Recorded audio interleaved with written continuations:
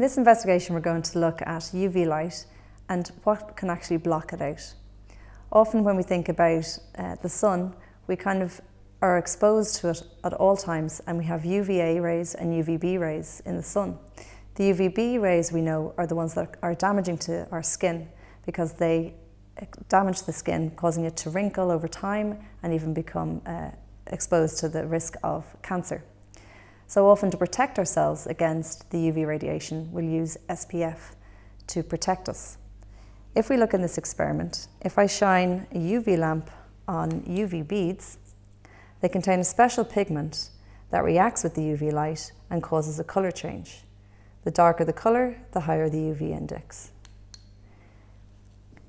If we take two different sunscreens of two different SPFs, so here I have factor 50 and factor 10, and if we place them over the UV beads and shine the light on it, and we do the same amount of seconds, we can see that the UV beads don't react and therefore have not been exposed to the UV light. If I do it through the SPF 10,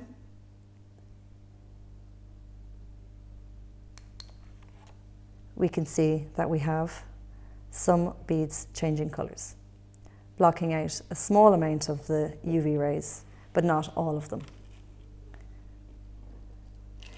We can then look at other factors such as Polaroids, and Polaroids are found in sunglasses.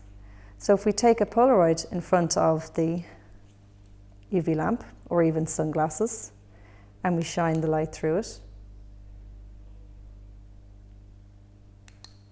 again we can see a small amount of UV light is getting through, but it's not being completely blocked.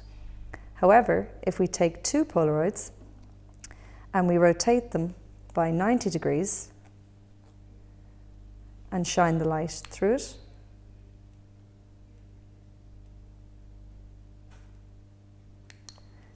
we can see that no beads change colour, and therefore all of the light has been blocked out. This shows that UV light is polarised.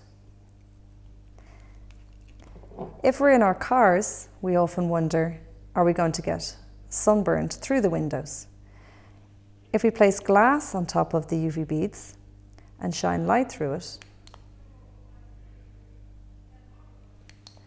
we can see that the light is actually passing through the glass.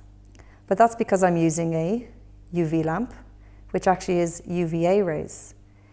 You could try this experiment outside in natural sunlight and see will the beads change colour, or you could use a UVC lamp, and in which case that would block out the UV radiation and the glass would not allow the UVC rays to pass through.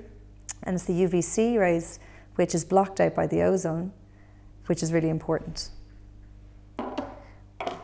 If you're swimming in the sea, you might often wonder again, can you get sunburnt in the sea?